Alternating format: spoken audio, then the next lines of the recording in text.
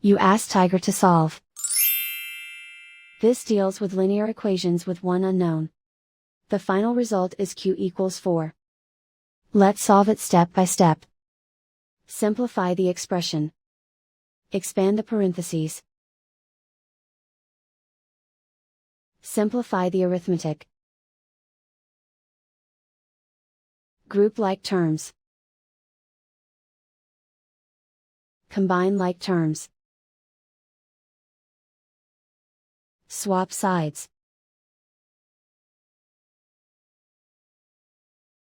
Group all constants on the right side of the equation. Add 15 to both sides. Simplify the arithmetic.